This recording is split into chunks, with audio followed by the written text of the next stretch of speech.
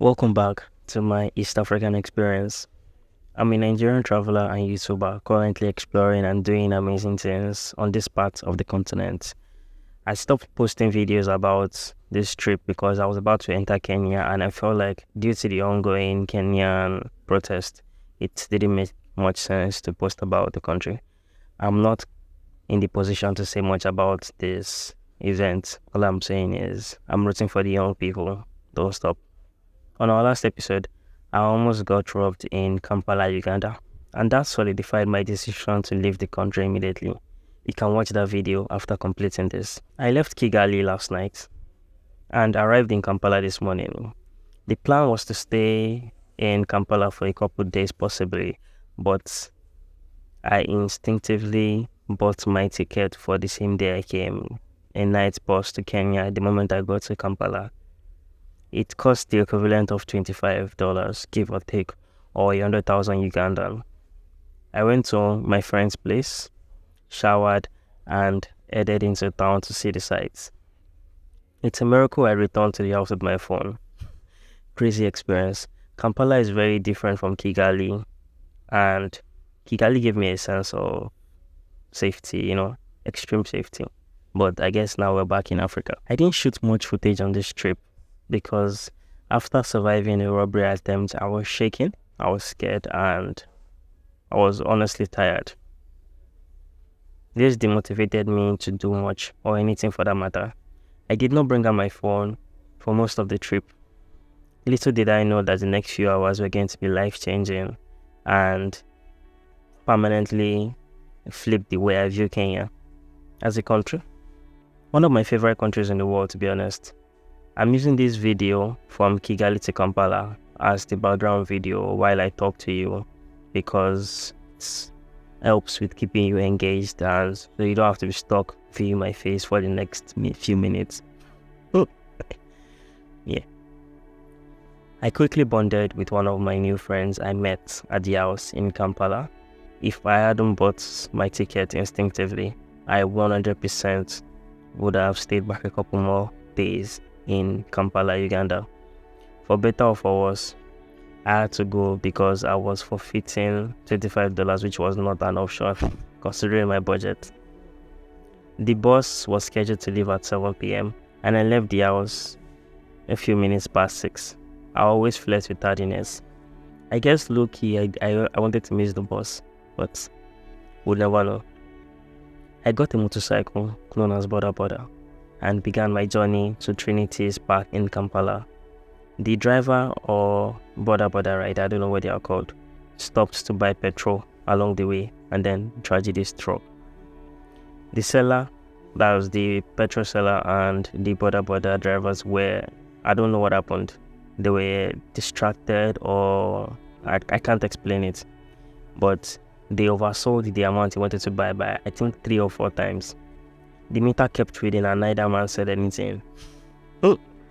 I was already close to missing my boss and then he tried to get me to wait while they pour out the petrol and blah blah blah. I was like, yo, are you kidding me, bro?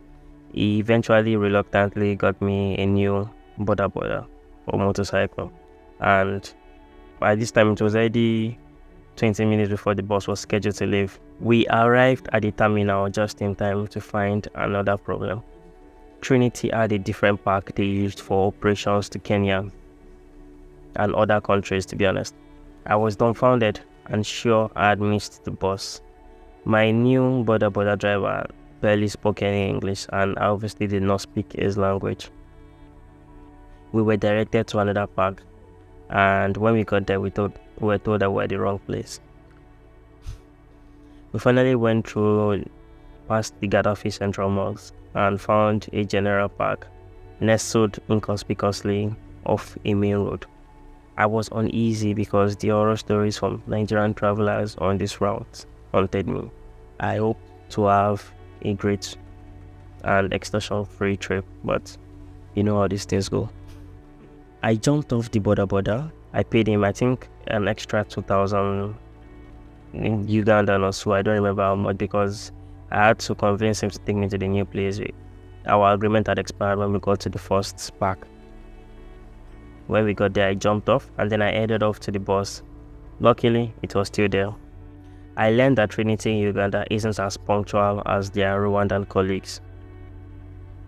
I boarded and waited for the bus, formalities, documentation and all to complete, and a few minutes past 7, I don't know, maybe 7:30 or 7:20, we were on the road. It took a long while to get out of the park, and it took us even more time to leave the city itself. It was very long, like a large chunk of the trip. I guess it was just evening traffic.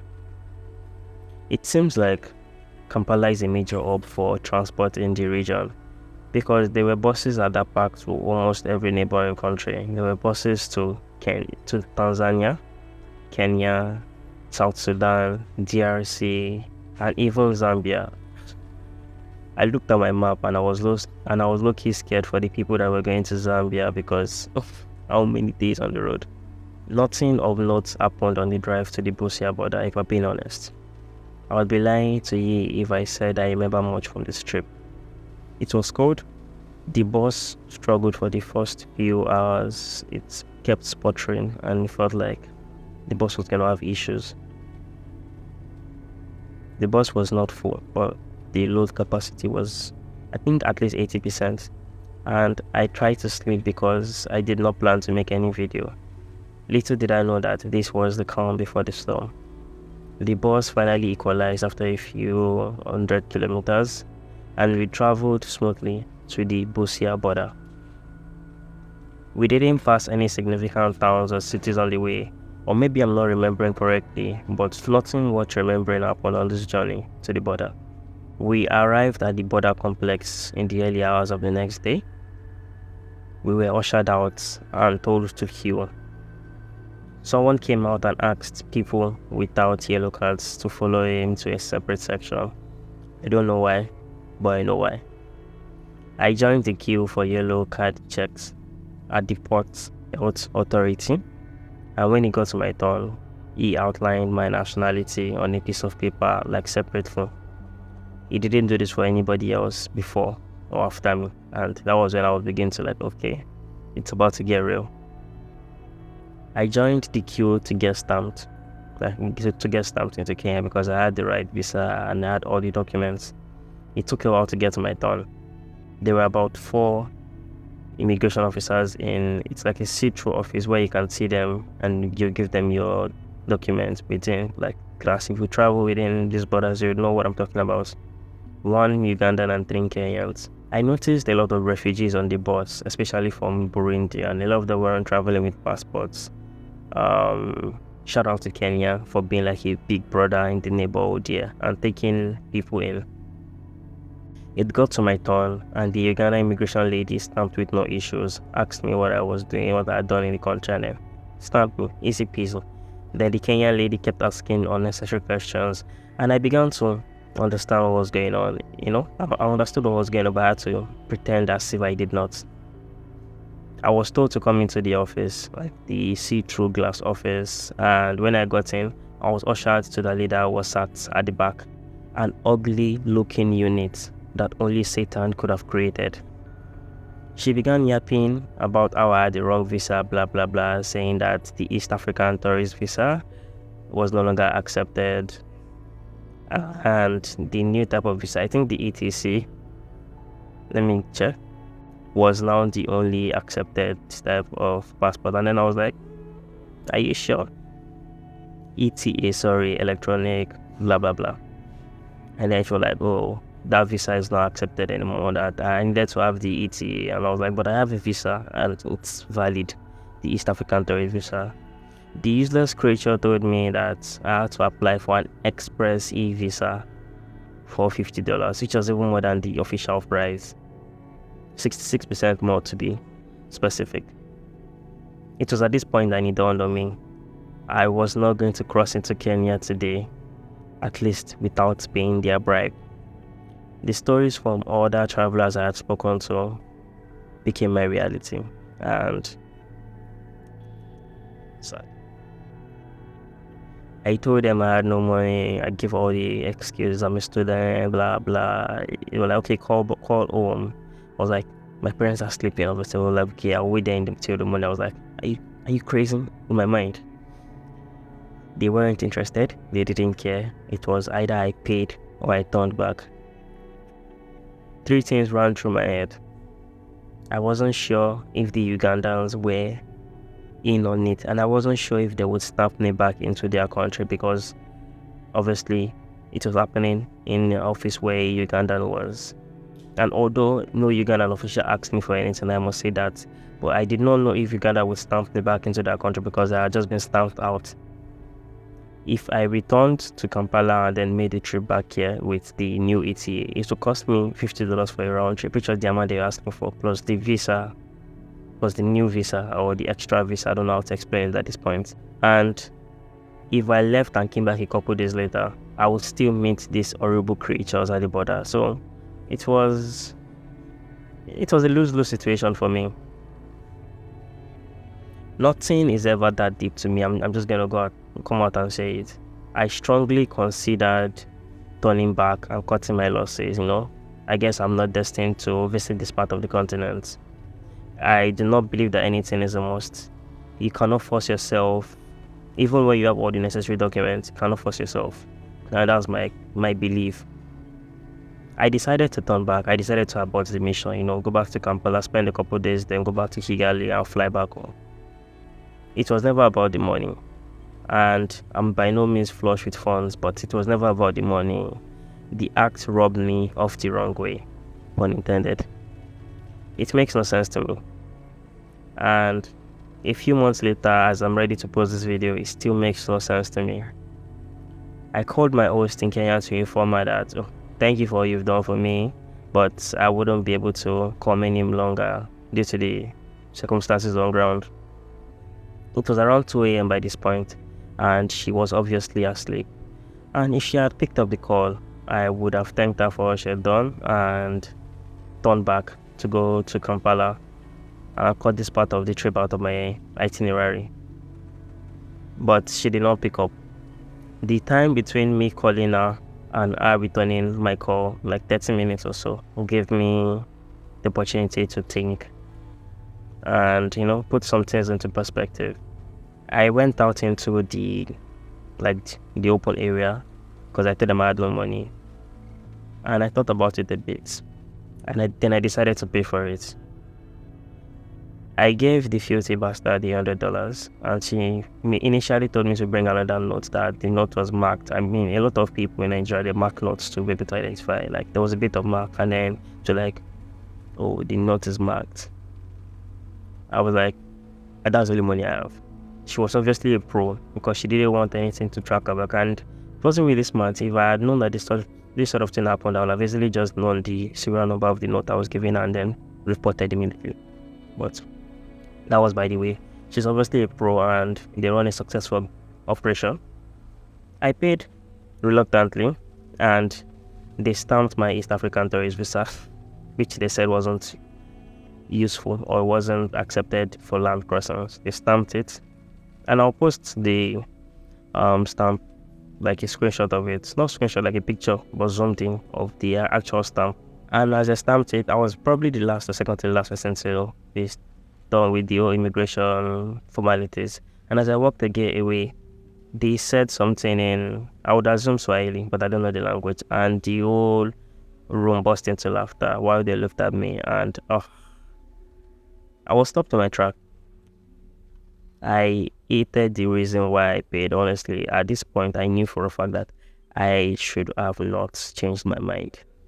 Growing up in a country and continent where corruption is the order of the day, my general consensus has always been, do your corruption, but I'm not going to be part of it. And I hated the fact that I was a part of it this time, even though I was the victim.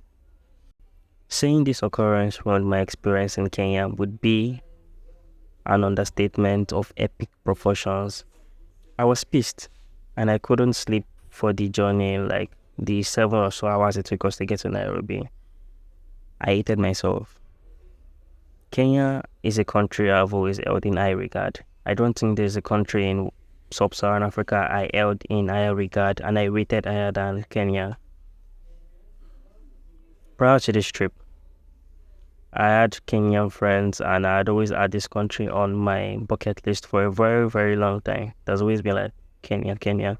I kept pushing it because I felt like I wasn't ready. I didn't want to go and not have the time of my life. I love traveling, and I've stuck to traveling within Africa thus far. But thinking about it, it's cheaper to go from Nigeria to a lot of countries in Europe and Asia for that matter than to go and travel within Africa. But I still choose to because I want to see the continent. But I guess the continent does not want to see me. Yep. So the minute amount of Pan-Africanism that I had left in me died at that border that day. Died a very tragic death. I'll never go where I'm unwelcomed, and I felt very unwelcomed with this whole experience. Even though I had done everything to ensure that I got all the documents and got everything necessary. My host did an exemplary job making me feel welcomed in our country, but I couldn't shake the feeling that I was not meant to be in Kenya. I don't know if what I'm saying makes sense. I almost didn't go out without her, and my border experience marred my entire journey. I cannot lie. I would have done more things at the better time, visited more places. I had what's it called? Mombasa on my itinerary, but I just lied to my host that, you know what, I've run out of money because I did not want to go to another city across the country alone. I guess I just had PTSD at that point. I spent most of my time in the house trying not to lose my mind because of work issues at home though. I'm blessed with the gift of amazing people in my life. I'll never stop singing praises about my host. When I think about wonderful people I know, she's definitely top 2, and she's sure as hell not number 2.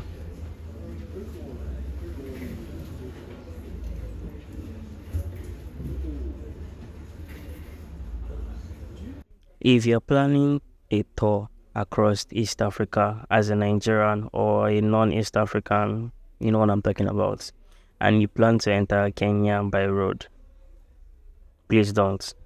I think this part of the continent is also quite corrupt. I thought it was just West Africa.